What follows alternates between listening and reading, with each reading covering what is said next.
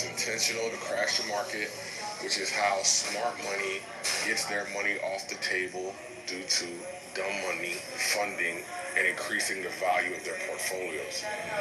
Warren Buffett has been going to cash since last year, and so he's getting ready for the sell-off so that when everything plummets like it did in '08 and worse, a lot of people have been predicting it, all of the people who are in cash, which is there's tons of them, can go and buy up all of these cheap assets because currently they're all overvalued. So we agree there, Mickey. Thank you. And since you have that perspective, hold on. One second. No. One second, now. You can be upset. You can be upset as soon as I'm done. No. I'm not upset. Finish. I'm not Let upset. me finish. Please and thank you. What you said a couple of things though. Please and thank you, bro. Like, why you so aggressive? Calm down. No. Yeah, I'm not doing that today. All right, you can come back up if you're nice. Okay. We're not doing that. We're not following. I'm not nice because I asked you Just leave him until you finish. We're not doing that.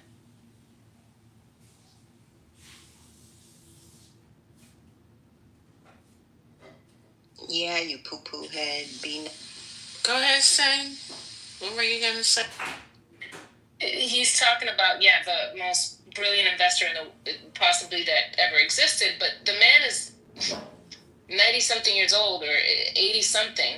Like, he has, you can't necessarily go by one person. He's very liquid right now because maybe he's probably going to die soon, right? And so, sure, while a bunch of people are waiting for the market to crash, like, you're saying, like, it's a good thing, which is weird to me.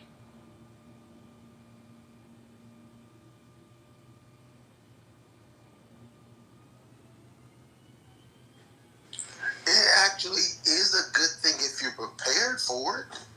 I mean, he got super liquid. I don't even remember the number, like 950 million or something. I don't remember the exact number. You cut me off and move me to say that? He does this Warren does this. He's very good at this. He doesn't pull the trigger incorrectly often. Yeah. He got liquid. As most people get liquid before a recession, before a bubble, they get liquid simply because it is a prime opportunity to move on either recapture stock of companies or shares of companies that they already are invested in at a lower price, or they actually move on industries that they've been waiting to get into. That's what they do. So yeah, he got liquid in 2024. Yeah, a lot of people got liquid in 2024. A lot of them actually sold off positions to be prepared for this move at the end of this year. Yeah, but we're not talking about that. We're talking about the average consumer, the average middle American. Because none of us have their phone numbers. I don't know. The reason why I bring it up, what they're doing, is because they understand something better and more intimately. No, it's not that they understand it better. We just don't have the liquid capital to move that way. We can't move like institutions. We're not sitting on $100 billion. Nobody in here is looking at it. It's not that we can't see that. We can look at the same historical charts that they look at. But we don't have the capital to move the market like they do. That's the difference between institutional traders and retail traders. We don't have that liquid. We don't have that kind of capital. That's the difference. But if you do, my bad, maybe you should have paid attention to them and you should have got $500 million liquid in 2024. I don't have that kind of capital. I live in a van in a box down by the river. So it's not about, man, this is crazy. Anyway, it's a real simple concept. So they see something coming over the horizon. You can just take steps to secure yourself before the event occurs, right? For instance, if you're in equities, you move out of equities and high risk stuff and you move into bonds. If you're thinking about going on vacation, you don't. If you have thinking about buying a new car, you don't. So these are all things that we can do when we take a macro perspective on the upcoming economy. That's all I'm saying. It's not woo woo. It's not magic. It's just normal stuff. It's crazy, bro. So I can give my, I'm sorry, I'm done with my crash outs. Let me speak as, this is not financial advice. This is just the formal. Thank you, Patty. I've recovered and I'm about to go eat because I can tell I need a Snicker bar. So what we are seeing is a correction. This happens from time to time, and I put an article in the chat that basically describes Warren Buffett's strategy, and the Oracle of Omaha is spot on. He did start going to cash in December. He has a huge cash portfolio because cash is an asset class, and remember, interest rates are still somewhat high, so you could probably get a good 3 or 4% for your cash. But we should not panic sell. Because remember, the stock market was insane during the Biden administration. A lot of these companies, especially the Mag 7, which has pretty much been underwriting the whole market, they are highly overvaluated. Highly, highly, highly. Like Tesla, even though it's painful, Tesla losing 50%, it might be finally just on par with where it should be, in regarding to like the sales, where the company actually stands, more in line with the financials. Because what can happen is the stock can trade multiple times for its value. And in my opinion, we've kind of seen these runaway stock profits as, like the trading bros get into it and, I'm going to short Tesla and I'm going to short Nvidia. We are seeing a lot more retail traders, to what GA was saying, versus the old institutional investors.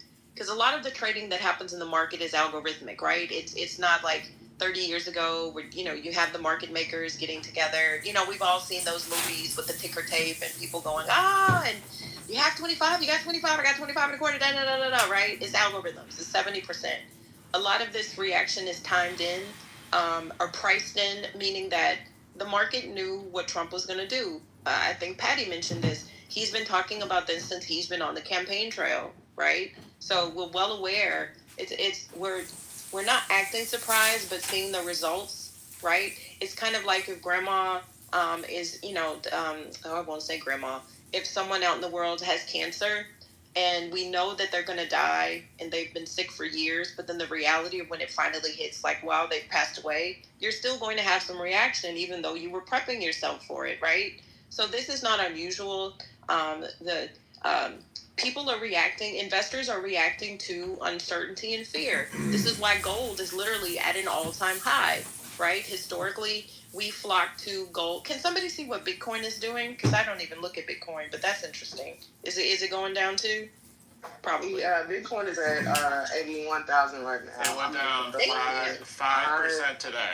5%. Yeah, Okay, my crypto portfolio is down like 11%. Okay, thank you. I just So checked. what It's we're actually seeing is about like even now. It popped back up in the last. Bitcoin did. Okay, Not that long. 310 to. Oh wait, no, that's yesterday. I'm sorry. So it's It says, so I just looked. It says it's down 0.27% today, but this number So a looks little weird bit to me. less down than the S&P. Well, okay, so, and I don't advise just looking at the ticker tape all day. It's literally going to drive yourself crazy, because then you're probably going to be like, oh, maybe I need to make a trade, or, oh, now if you have saved your cash, and I'm not giving financial advice, I don't know your financial goals, your investment horizon, but what I am saying is, if you look at the last 5 years of return of the market, right, it's not 2008, it's not 30% off. We could probably stand to lose. Old ass Afro motherfucking bald-headed bitch. Spending all the time talking about gay ass shit that ain't nobody cares about. So, just black people in downtown Minnesota. I don't give two damn shits. Now the market lost 5% with the S&P 500. Did you use that to push forward your interest? No, you didn't. You're sitting here bitching about black people in Wisconsin calling for reparation.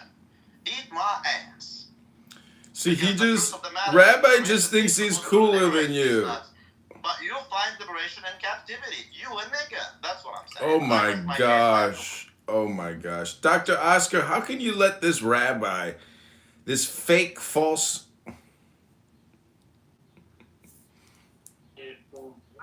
it's a war boost.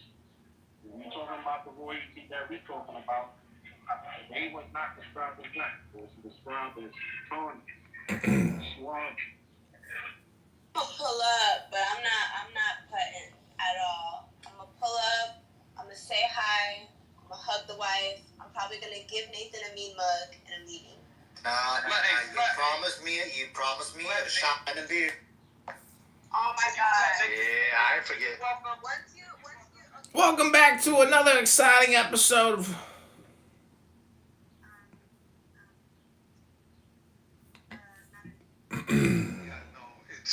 It's not about the people. It's never about the people. It's always about those governing the people, and to show that, yeah, whatever, fuck you. We're going to home a message where I want to have a room about dudes complaining about women always asking for money, and it's because y'all be in the hood. Y'all need to get out the hood. Start dating the women. No, wait. She has a point. She has a point. Let her talk, right? What's wrong with asking for money? What the fuck? Not only her today. Can I get some pussy? One mic on Jaya, y'all. Hello, y'all don't have no respect for the young queen. Can I hold some ass? Hold on, Cutler. You little asshole. Hold on, what are you saying? No, I'm not saying only. I'm not saying DW.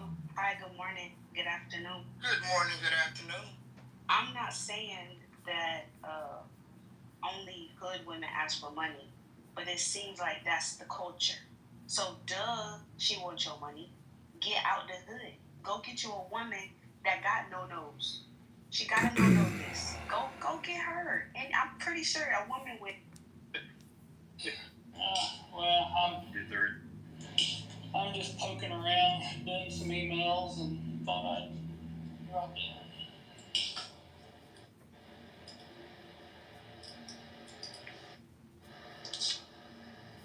Yeah, charges before games reading.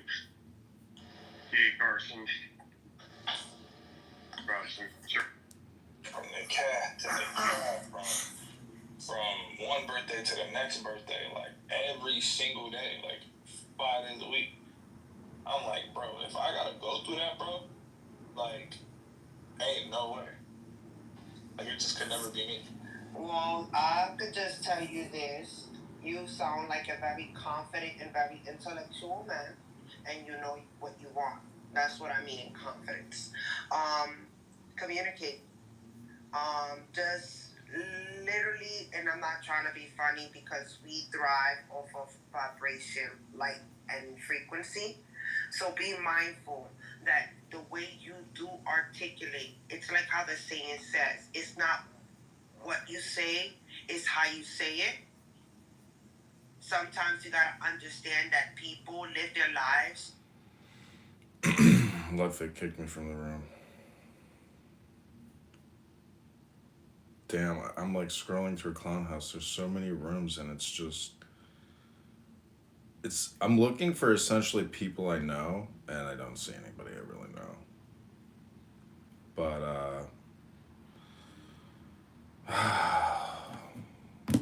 let me see what else I can find. This is only gonna go for like, it's gotta stop soon, because this is pointless. All of those things. The problem is that they're doing it in an environment of heightened uncertainty, which means they cannot rely on they cannot be lean, right? Basically, which is going to drive up the cost of the supply chains. We have, if this sounds familiar, The biggest, it's because under previous Trump administration, similar thing. I said so many funny things yesterday. I haven't heard this song in that long. I'm about to play this shit. And the game continues. I'm about to play this song right now. I haven't heard this shit in that long. Oh, you see, Envy is starting. For you. I told you.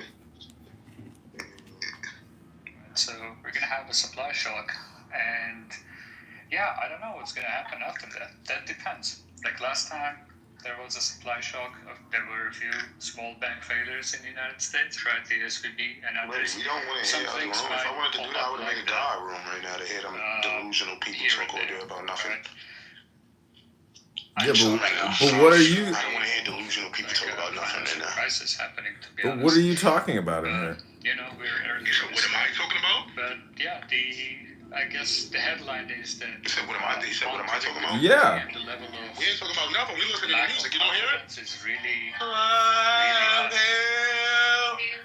So, let me ask you a follow-up. By what you stand you like this conversation is Philip when it comes to macroeconomics. I'm definitely not there. But Philip, I have a question. So let's just say that we were as a thought experiment to go, let's call it the grifter conspiracy theory, that basically all this is one big grift, and that members of the administration and their closest buds are essentially playing the market, where they are the only ones who have crystal ball because they know what they're going to do. So they're like shorting the market right now, basically finding ways to profit off of the news that they know is coming, and that they're gonna, after having sort of pulled the rug out on everyone else, lock in their gains, and then they're just gonna say in 2 weeks, you know, in our great benevolence, we've decided that Vietnam doesn't need 45% tariffs, and they're gonna sort of do things that they can also get out ahead of and make, basically enrich themselves personally. Is that just the stuff of absolute pure fantasy, or is that something that you think could potentially be playing out? I mean, maybe, but even in the environment, are they going to lift all the tariffs, right? In that scenario, maybe with enough pressure they would, right? And I think that's a good point because, yeah, we all understand the economic drawdown from this, right? But I think the primary story is the political economy story, that the rest of the world, right, the managers in Vietnam, if for 2 weeks they're going to sit and think, okay, how they're going to do their business now, right? Or importers from Vietnam, or Nike, right? With its distributed supply chain, that's going to be probably tariffed 20 different times because, like, their garments are shipped from, like, they have long supply chain crisscrossing all the different types of countries to do their stuff, right? Now they have to figure out not only what the United States is doing, but what it's like, especially for companies like Nike or automakers or anybody who has long stretched supply chain, this is insanity, right? This because, again, for the past, globalization depends on smooth, lean, structured supply chain. This is why bond vigilantes, the left also hates this part, right? But I guess we're all neoliberal now. Investor confidence is really important for planning, just for planning purposes. If people can plan, they're going to blame others politically, and obviously it's going to push, like Canada, Germany also had coal, agreed on partnership, right? So the story might be that whatever they do, and if they're crooked, right, this is going to have a long-term damage on U.S. credibility, right? Because nobody would want to have experienced the same thing again. So whether we want it or not, a shift is coming, and it's hard to price it in the market.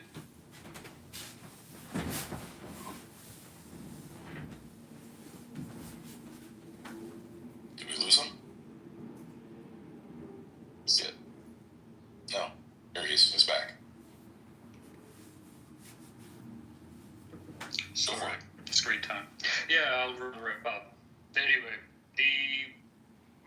we have to wait and see. This is type of stuff that is impossible to predict. This is not a normal kind of correction responding to a late external event, and that sector takes down other sectors like we usually see normal market corrections, right? This is reshaping of the world economy. This is going back on trade and economic practices that were accepted since the 70s, right? So I don't think this is the end of the story, right? The market correction today. Yeah, I mean, it's like the intention piece that I think is sort of the most fascinating, right? Because this is like you're saying, it's politics, it's not economics. I mean, it impacts economics, but it's like there's nothing sensical about it from any normative view.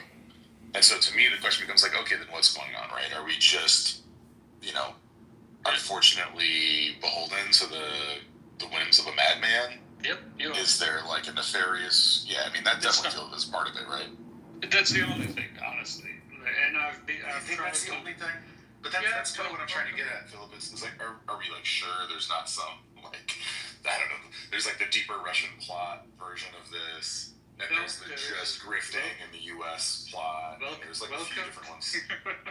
No, welcome to the reality that the rest of the book lives in out of Europe, right? Usually there is like Putin decides to do something in the morning, he doesn't. Ilham Aliyev decides to do something, he doesn't. Erdogan decides to jail the opposition, he doesn't. Not because there is some type of a thrown out plan or there is a think tank and they wrote a paper, but because one person just decided to do something. This is there is, and I tried to say, it's really hard to say wash anything. Like there is Stephen Naran, his economic paper, some people will bring it up. It's all bullshit. Like what Trump is doing has nothing to do with Stephen Naran's paper. It's just he decided he doesn't. There is no macroeconomic or political analysis unless you want to go into like, you know how there was Kremlinology when people were reading based on body language and movements and speech patterns of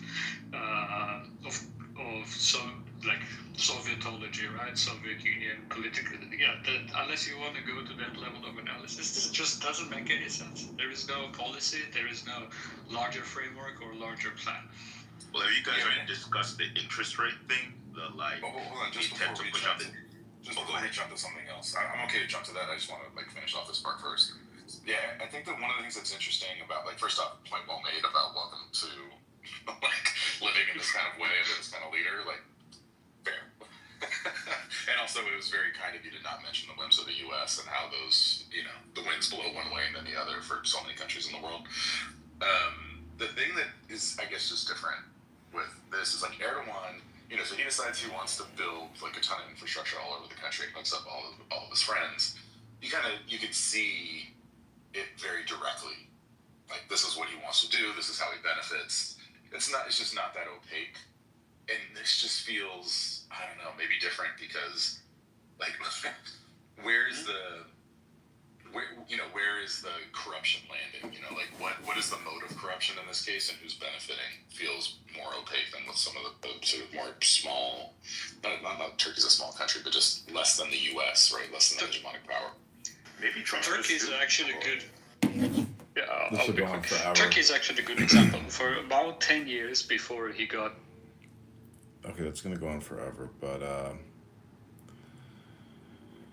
let's see what we can find. See all them immigrants coming down there? That's the Yankees coming down. Ain't no immigrants coming down here. All the immigrants they sent to New York, Chicago. They in Atlanta. They in Houston. They coming down. They took over New York City. Listen, one thing I do know is they not in Atlanta because we looking for them. We actually trying to find out. You trying to find the Africans? Because they run shit in Atlanta. Don't do that. No, they don't. Where they running shit at? You a liar, bro. I'm saying, tell me, listen, when I went downtown Atlanta, I saw no black people. I saw a bunch of Asians. Right? Because you know why? I saw a bunch of whites. Because you know why? Because you know where you went and why all that shit was like that. Because all of that shit right there was the Asians they do. So what do we think about the tariffs? You tell us what you think.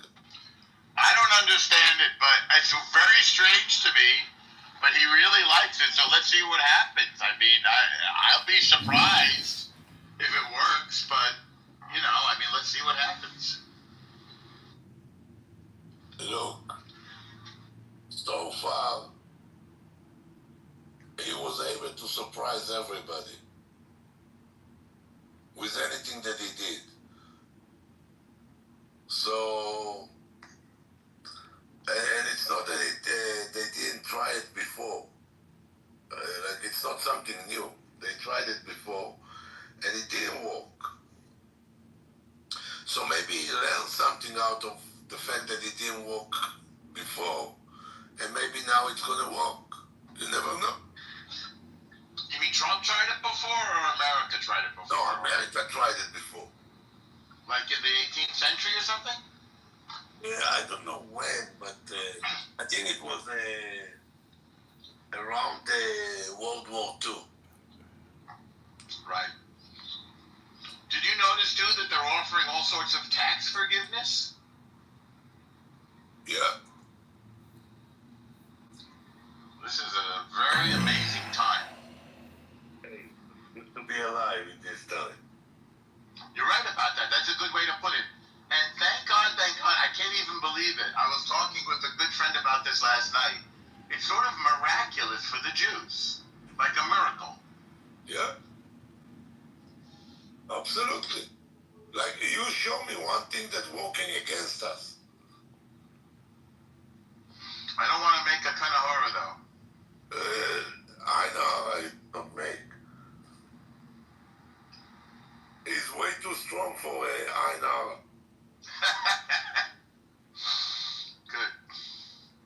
This dude know where he's going and what he wants.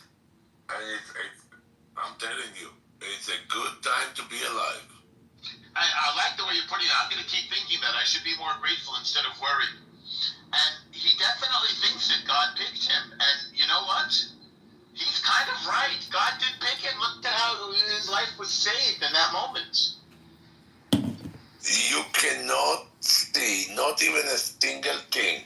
Like, what is the odds that a bullet gonna pierce your ear, but not gonna go into your head?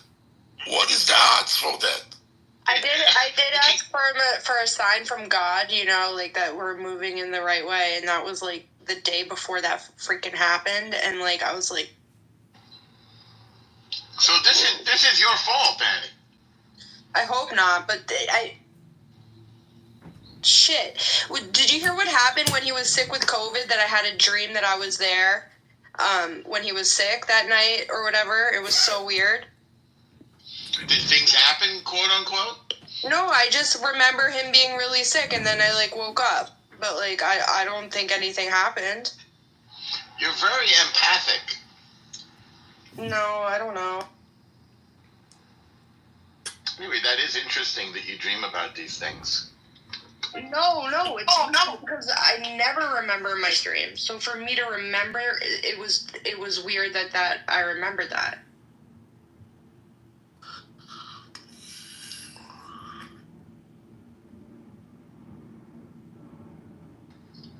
The haters must be freaking out, to tell you the truth.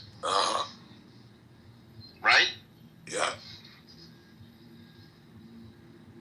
And it's good. When they are freaking out, we're doing very, very well. But how about all the haters that voted for him? Because I think they think of themselves as masculine or something. Okay. You know? So they voted for him, and now they're saying, wait a second, he's going with the Jews. I don't get it. Like, they're all confused. Right? It's a good time to be alive. That's all I can repeat myself. I wish you'd repeat it every day so I remember, Shooky. I'm going to start saying it. I repeat it every single day.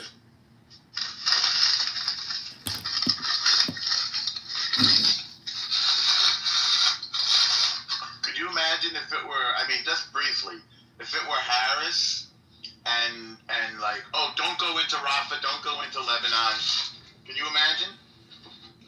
The whole equation is completely different. Yeah. Yeah, they would have just paid them money and stuff. What's with this paying money? I'm just starting to hear about it. What is that all about? Well, no, I'm saying like Biden gave money to Iran and all these countries, you know, to start everything off. Yeah. God, what a weak leader he was. We were being led by the auto pen, right? Do you see Mike Johnson said that he went in there and he couldn't get an appointment. The Speaker of the House couldn't get an appointment for a year. This is like the number 3 in line for the presidency. He goes in there and said, Mr. President, this is Biden, why did you sign this bill? I forget which bill it is. And Biden says, I didn't sign that bill. And he said, yes, you did, Mr. President. You signed this executive? Biden says, no, I didn't. So Mike Johnson said, let me go to your secretary and ask her to print it out. So she prints it out, and he had no memory of signing this executive order. Like somebody else was signing the executive orders, or else he doesn't know what he's doing. Well, nothing new about that. Yeah, but that's like going to your grandparent. I've seen my grandmother play games with my mother. You know, like old people, they know, they're like, you know what I'm saying? They're like they can feign cognitive impairment as just a troll. Oh. You know, they're trolling. Like Tony's mother in The Sopranos. Exactly. Oh, that's wild too. Because they got nothing else to talk about or do. I mean, that's the final game. You know, when you're stuck in an assisted living care facility and you're trolling your kids because, like, you know, it's just one more Solomon test. It's a shit test to see how they're gonna treat you. Well, that's a good insight.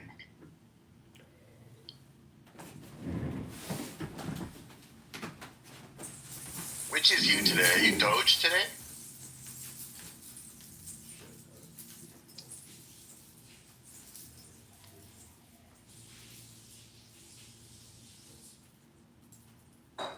He didn't decide yet. He's a trans clubhouse. Trans PTR.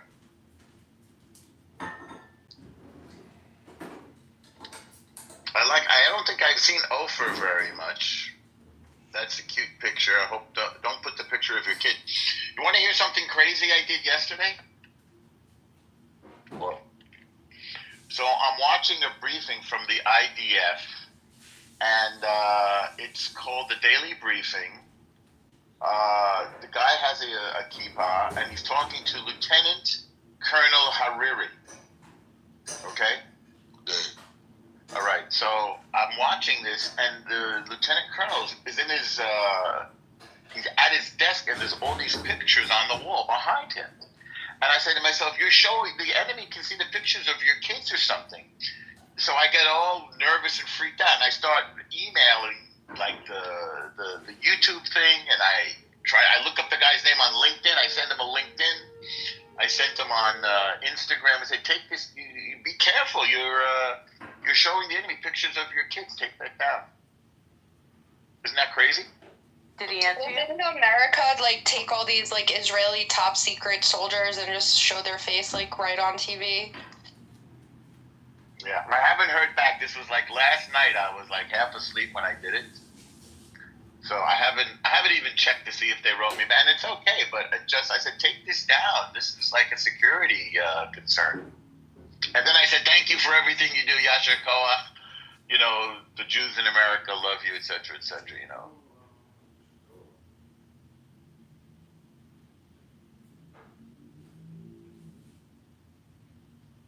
So what's his name in the chat? Farden. Thank you, Farden.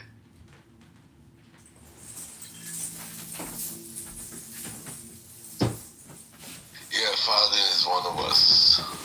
No doubt. So what do you think about these tariffs, El Normo? I mean, isn't it just a tax on the world, essentially, meaning that not only did American investors lose, but global investors lost today, and thus it's a good thing for America on average? It's a good time to buy stocks. You think? Yeah, that's what people say who catch falling knives. Huh? You don't think it's going to sink more? It will, but you buy, you go a little bit every week. You go in a little bit. Yeah, this is the time to buy when the market is going down. No way, the media is going to create a mind virus about this, and this is the correction. You know, if you're a trader and you knew that this tariff event yesterday was going to cause this, mass loss, just imagine how happy some people are who place the winning bets, and they're just like, I can't believe this. Like, this is the whole thing about stability and equilibrium is that when these black swan events come in, you really can make a small fortune. And this is how billionaires become billionaires. So are you a billionaire yet? Just in my wildest dreams in Shemayim. What's Shemayim? Heaven, sky.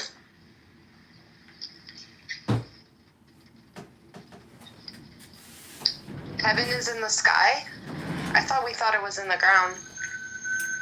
It's space, essentially, the universe. I mean, I don't think you're an airhead, but what I'm saying is philosophically, you are an extension into space. So if you think about the infinite spaciousness of outer space, it leaves you in a state of awe. And if you think you're somehow connected to Shemayim, it's almost like Bina, or the Great Sea of Thought. So it's really about self-reflection, essentially. Isn't that wisdom versus knowledge? Is Bina wisdom? Bina, yes. Versus like Chakma or whatever? That's a what?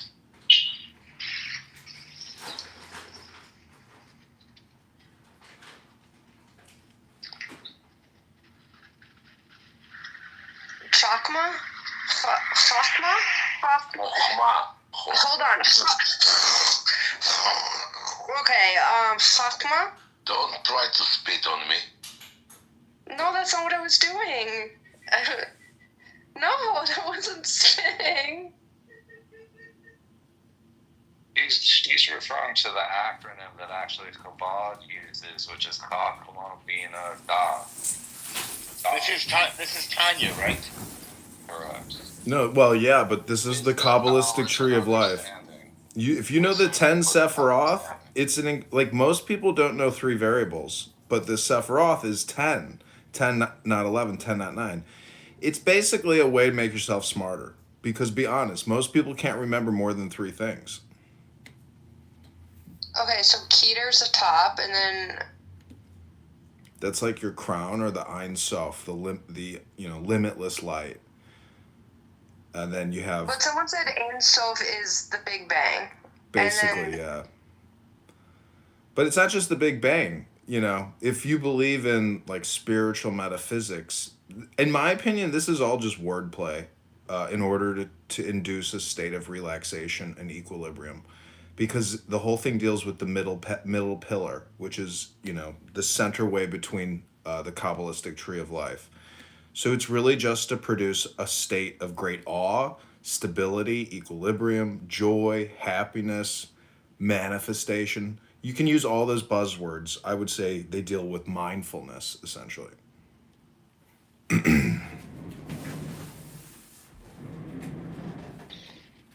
This is becoming a very spiritual room. What happened to Mayor? Mayor knows a lot, man. Mayor is a hook. I mean, why do you think Donald Trump showed 10 tariffs, on his board yesterday? Everything they do is like a reference. There's always spiritual references to a lot of information that gets put out.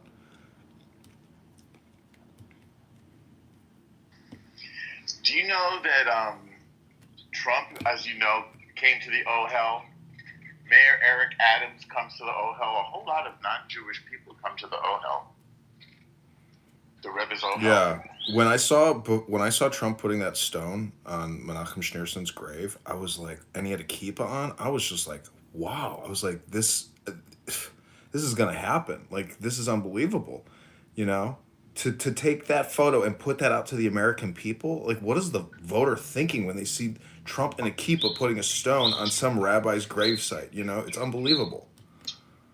I so agree with you that I'm just deeply moved. I went last week. I should probably go again. Did you read Psalms? Of course. That's what you do. Did you sit and go through all of Tehillim or just some? No, the practice is You read 1 year above your birthday and 1 year above the Rebbe. The verse for this thing is very near Psalm, to you, it's 1 in year your ago. mouth and in your heart, that you may do it. The it is Yeah, and I had a the bunch of rational requests, love of God. including some For while people from this ecstasy is app. not for everyone, reason is. And I wrote a You bunch can of contemplate notes. God's infinity at any time, and It was when a tremendous experience for me. I brought my kid too. My kid is not, very you will generate at least Trump, as rational and love it that had a leads to powerful godly impact action. on me. This is Especially in the beautiful evening, if you have the nice stars and give no life a rational love can shatter the iron wall that separates.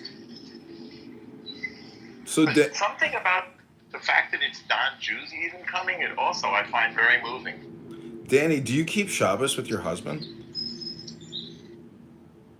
No, but I'm gonna start. Oh my gosh, you have to try to at least LARP. Do anything you can do. I mean, get a book, get the Shabbaks, with Shabbos and your husband. I mean, I'm telling you, like, I've been in a serious relationship, and Shabbos just like melts a man's heart with his love.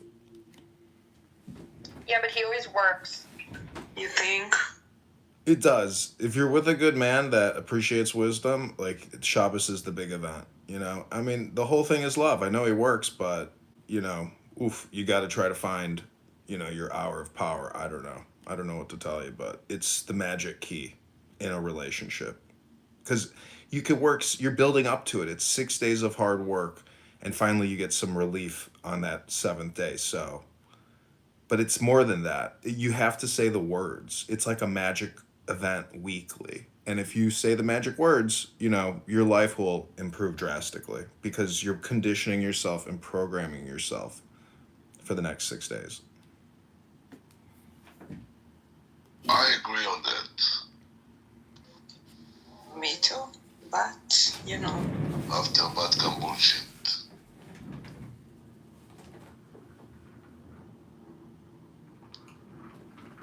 מאור, איזה חתיכה. מה קורה? What is that thing in her butt? Like, I'm so confused. After bad comes bullshit.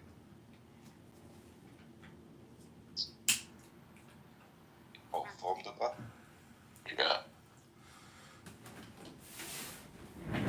What's going on with this picture? Yeah, Danny, if you sing songs on Shabbos with your husband, oh my gosh, you have no idea the transformative power of that experience. He doesn't know how to keep her song. I know what it is. No, you don't. Yeah, sing them with Nico all the time. Don't say that. But sing it. Go sing it right now. No, I can't sing. See, he's a narcissist. He just said, I know more than you. If I was singing with Miss Sarah, I would have my voice covered up. He's just eating right now. He's good at that. Danny, if you was a good wife, he will teach you. And don't try to embarrass him. No, I know. I was just joking with him just then. He said he knows. Joke. It's not a joke. He's saying he knows better than everyone. It's your husband. It's not a joke. He's trying to be funny. It wasn't funny, though. No one laughed. And you had, 9 people here that could have laughed, but no one did. Okay, I'm sorry. I thought that was funny. So try better at being funny, Thank you.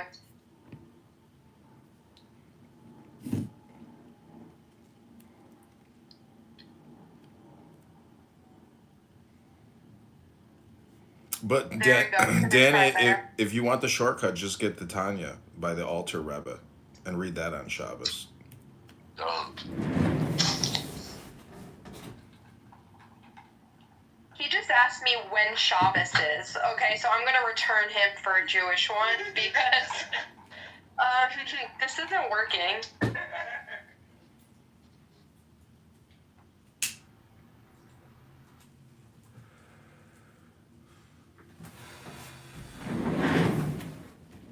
So I don't know if you know who the Alter Rebbe is or what Tanya is, but it's like the sister book to Torah.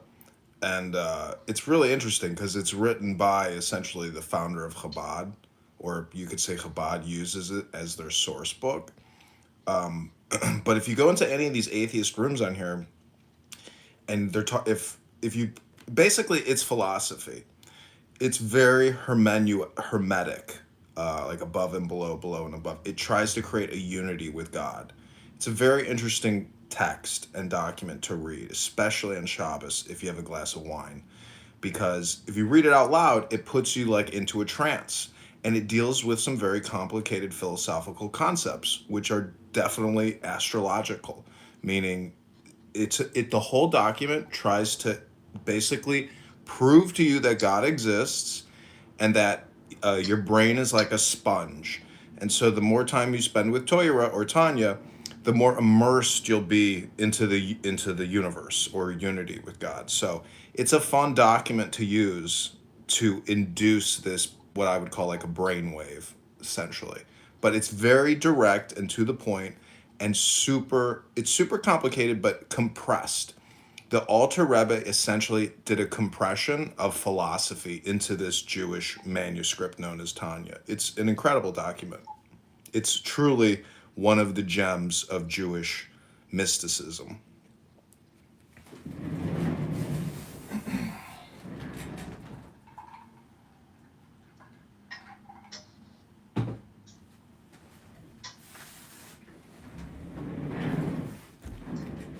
But see, this is the thing about Jewish literatures. It's pretty vast and it's incredible. And all these atheists or even Christians will refuse to touch it or read it. But Zohar or Bahir, or there's so many incredible Jewish documents. It's like they're very old, and it's a huge legacy in terms of global philosophy and wisdom. It's like the light of the world, and it's really just incredible. Almost all other religions or anybody who's interested in God who's not Jewish basically believes what it says, because it's like it's saying what all the other world religions are saying as well. But since it's all in English and Hebrew, I can't read the Hebrew, which makes it even another deeper level of complexity. But if you can read it in English, it's much easier, in my opinion, to understand, because Hebrew. I'm versed in English, not Hebrew. Leaning on the path of the intermediary.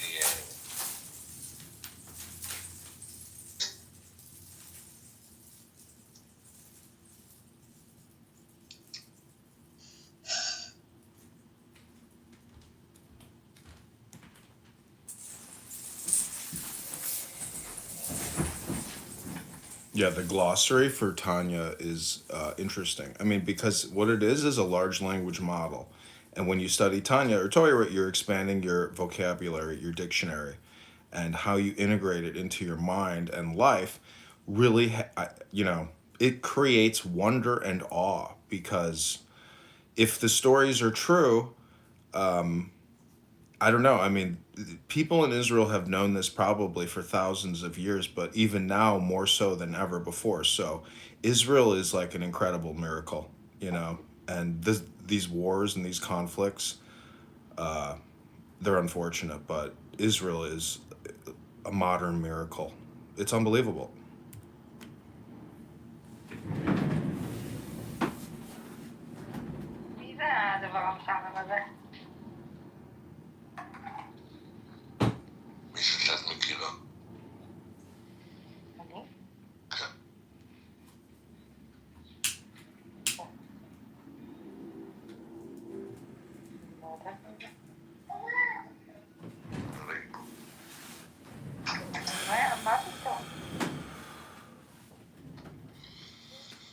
You know what's funny? I mean, if you think about it at all, like you just said, Israel is just a breathtaking miracle. And it's interesting that some people's reaction is, well, we want to break the miracle. We want to destroy the miracle.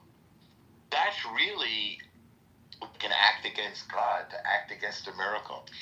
And it seems like, and you can tell me if you think this is accurate, some of the Arab nations, like say Saudi, they're like, you know what? Maybe we should respect this guy. This comes from God. They've been here so long. They keep winning war after war. Maybe we should be a little bit respectful. Maybe these guys are onto something. I remember when maybe a year ago, there was all this talk about the red heifer. I remember all of the Muslims and the Arabs they're asking me like I know something. What's going on with the red heifer? What's happening? Are you going to rebuild the third temple? Or rebuild the second temple and make the third temple? So part of them really puts us on a pedestal and just thinks like these guys is something like very, very powerful and scary and godly about these guys. That's the biggest mistake, no. And that belong to the Chabad stupidity. Tell me what you're saying. What I'm saying, the fact that somebody even looked for the red heifer, that's a very big sin. Right. To begin with, you don't start to build a building from the 10th floor. You need foundation first. And if you don't have the foundation, then what is the point? You cannot build nothing. No, I agree. I'm saying this is like the non-Jews were saying this. The non-Jews follow what the Jews said. Was the Jews making the red heifer? I heard it was even some non-Jews making it. No, there is still people, stupid people that's still looking for the red heifer today. They even found 2 in Texas. That's what I remember. So that's the biggest mistake. This is the biggest sin. And that's actually belong to Chabad. I didn't know any of I think what Shuk is trying to say is you can take the prophecy and Bokon to connect. Wait, Al, any Soren sightings? No, 0. Wait, Shuki, Or something? Shuki, don't you think Chabad is successful at least in one thing? Oh yeah, on ripping off people. Well, other than that, aren't they successful in having Jewish children? Jewish outreach? Because I meet a lot of these young Orthodox kids, and they're in the streets, and they're really professional young people. I mean, their appearance, their decorum, their speech, they're very intelligent. So I don't know, to me, you could say whatever you want about taking people's money, because but that's the nature of charity. I don't know. To me, that is a miracle too. Chabad is an incredible, organization, in my opinion. No. I'm not talking about charity. When you give charity, that's one thing. When you're taking charity and you turn it into your personal business, because every Chabad center, it's a personal business. Yeah, I know. It's not like a network. It's actually. So there is nothing innocent about that. I know, but I don't think you're framing it right. Bullshit. I think you have to frame it in the sense that they consider themselves educational services. But no, they are not. Because you know how the movement after Jesus started? That's the exact thing that Chabad trying to do. The Rebbe is the Mashiach. The Rebbe is not the Mashiach. Mashiach gonna be someone that Hashem gonna anoint it. I know, but you don't say the expression is not the Rebbe Mashiach now. The expression is just Mashiach now. That's like saying No, you see, that's when you're falling between the chairs. Rabbeinu Mashiach, that's the expression. In every ending of davening, they say Rabbeinu Mashiach. Well, okay, I don't know. I don't, daven with Chabad, but my point is the philosophy or the information is still intelligent. It's still very smart. And if you read Tanya, I'm just saying it's a book, but it's a compression. Let me teach you something. Before 1967, it was no Palestinians. Slowly, people said, well, we're going to call them Palestinians. well, we're going to accept them. Well, we're going to sit and talk with them. And it's grow and grow and grow until the cancer become to be almost uncuttable. But Shuki, sorry about the but. It's not better that Jews go to Chabad in the U.S. than to the Reform movement. 100% I agree with you, but, and again I'm saying but exactly like you. You don't have a lot of choices. No, there is other choices. Yeah, no, I'm talking about not the religious people, like the everyday. No, okay, it's better for a Jew to daven in its own home than to do what they do. But if they lose the community sense, they will lose the Judaism eventually. They will become reforms or seculars or something else. You remember Shas in the beginning? Connect them. Yes, but Chabad Yeah, Shuki, Chabad is the node. I'm telling you, they organize Jewry locally, which is a huge service. They're creating a network locally, and there's really no other significant Jewish movement that does that. Chabad is the best at it. I'm telling you, they create relationships and friendships. Only in the US, though. All my good friends are from Chabad or from Moishe House. You know, Jewish networking. You gotta value it that way. The U.S. because my mom is like a global citizen. This is all she does is travel, and she's been to Chabad in Thailand. She's been to Chabad in every place you go. It's like I was just seeing someone saying that like wherever they go, they know they could go to the Chabad and like get help. Yeah, I'm not talking about internationally. Yeah, I'm not talking about Chabad houses where every Jew can go. No, I'm not talking about that. I'm talking about Jews who live in the U.S. Their options are not very, not too many options. Like you have Chabad. They don't have a variety of options. In Israel, we have many options. If you want to go to a synagogue, to a yeshiva, to whatever you want to go, you have many options. Like you only have Chabad.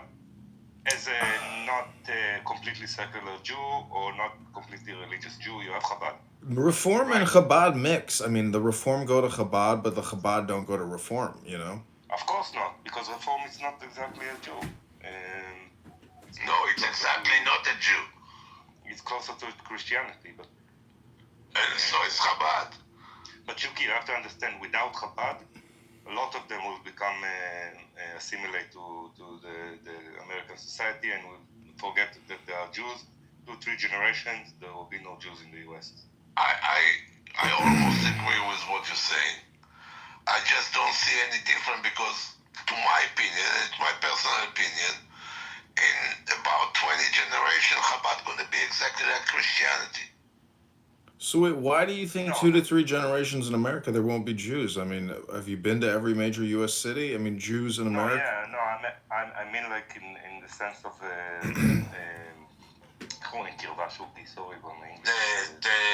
connection to Judaism. Yeah, the connection. Now you have a strong connection because it's not too far from the history. But in 2-3 generations, you will lose it. Why? The books aren't going to go out of fashion. People are going to keep doing this forever. The majority of the Jews in the U.S. don't believe in Judaism. They don't believe in what you and I know, but that's because they don't have education. That's the whole point. The education isn't going to die out. I can assure you. Exactly. So if you don't have Chabad, if you don't have something that connects you to Judaism, your kids or your grandkids will become something else, not Jews. Yeah, I think Chabad is extremely important in terms of Jewish education. No, it's important, but Shuki is also correct. What Chabad is doing is not Judaism. They do something like Christianity. Well, the point is, whether they're implicit or explicit, it still deals with education. But then it comes back to your opinion about the implicit or explicit with regards to Menachem Schneerson and, the Mashiach. I mean,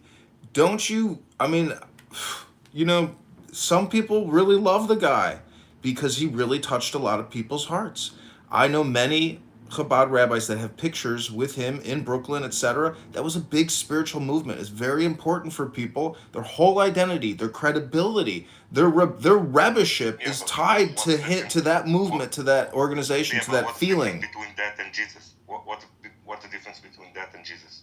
It's like a trick question. Menachem Schneerson was a very interesting and smart person. I mean, until you read his books, I'm a schmuck, okay? I've never written a really amazing book. So I'm just saying I really respect the intelligence. You put a man.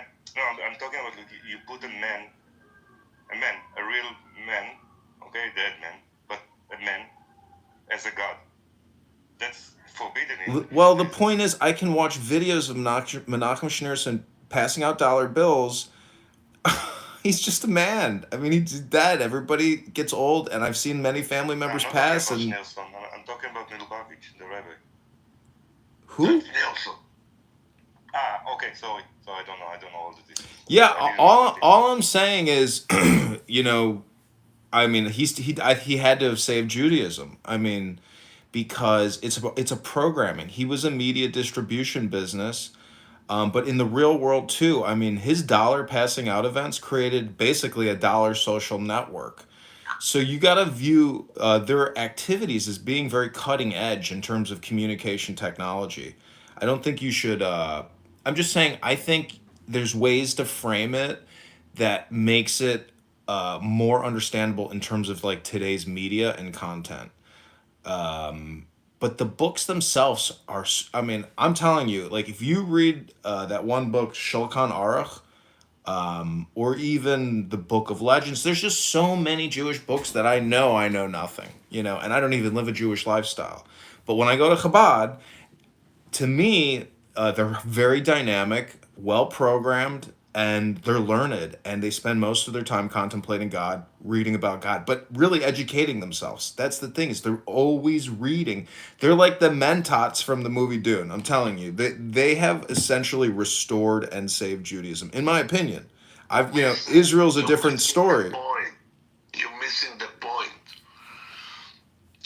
Whatever look, the people that follow Jesus, because Jesus was a Jew, he was a rabbi, right?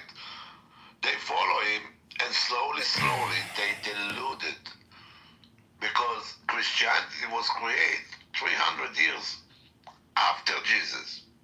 Well, it's the same story then. Hold on. Which is 15th generation after. That's what's happening. I agree. I'm just saying that the point is you could put it into like a matrix and do an overlay and say, okay, this is the story of Mercury or Hermes. This is the story of Jesus. This is the story of Krishna. This is the story of Muhammad. This is the story of Menachem Schneerson and Chabad.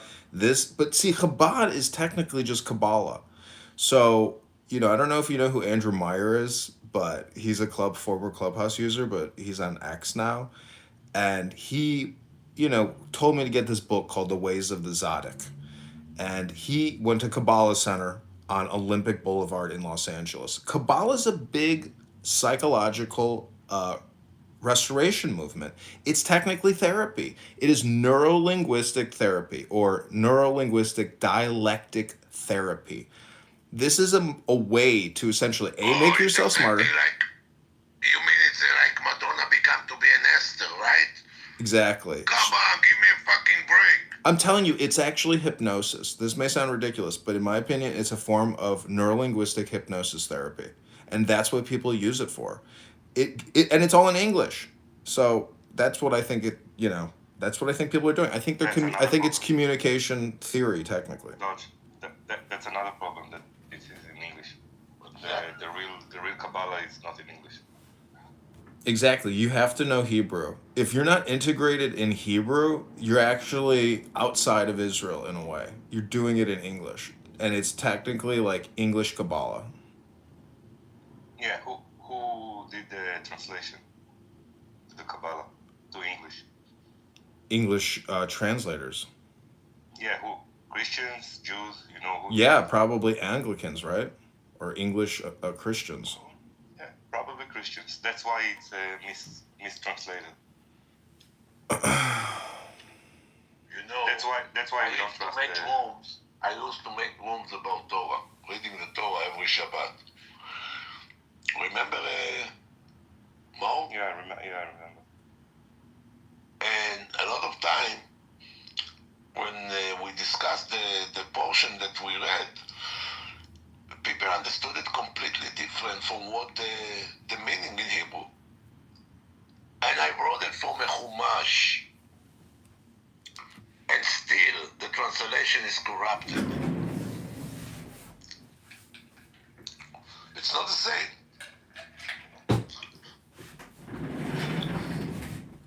Yeah, until you've released. Because you can't.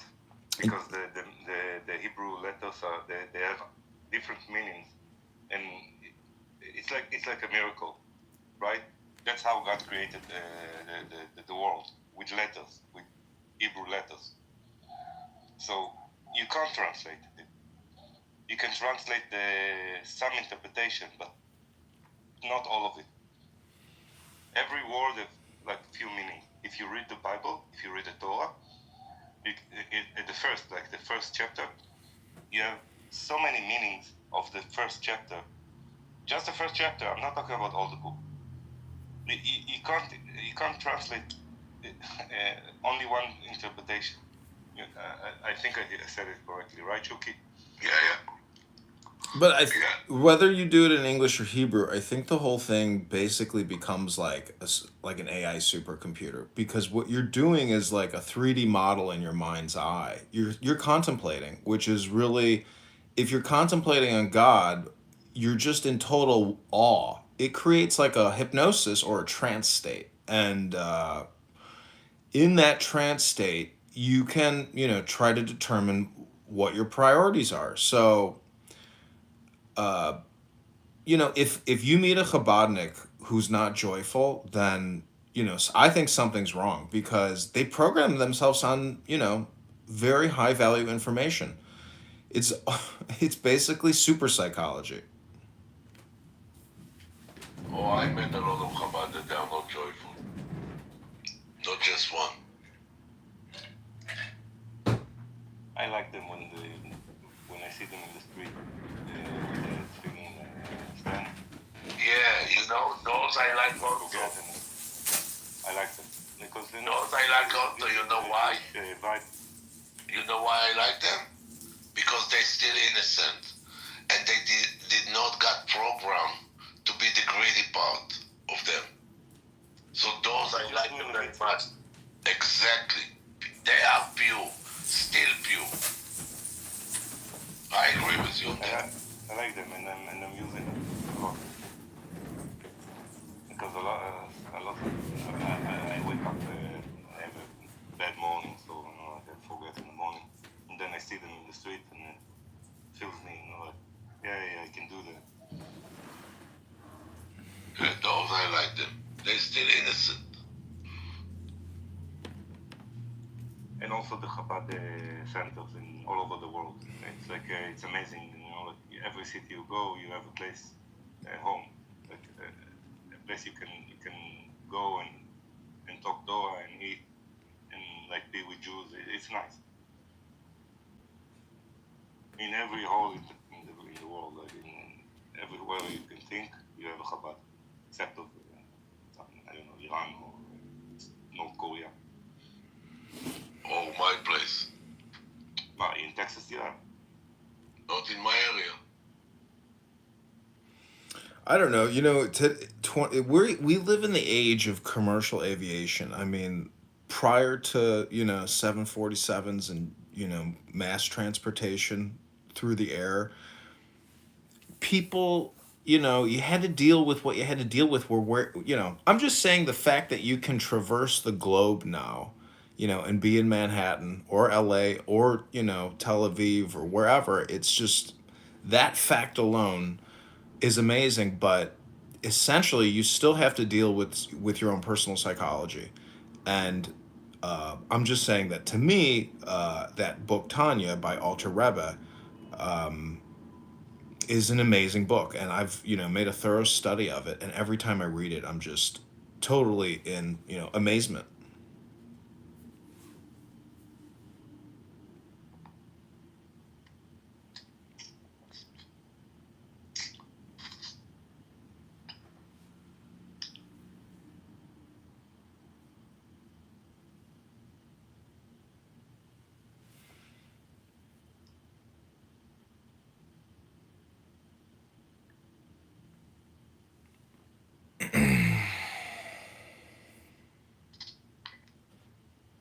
welcome, Dr. Australia.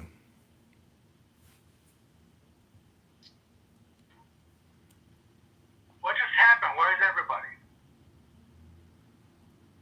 That was, no way, it was too serious for them. that was the lunch break. That was the afternoon Torah study. יצאו הרבה אנשים החוצה בבת אחת, ככה נראה לי, או שמתדמיין.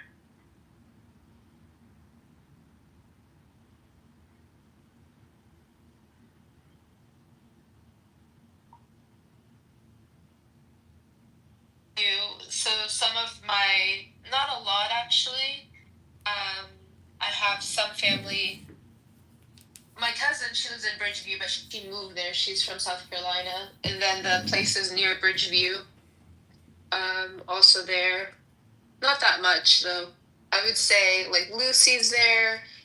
Lucy is related.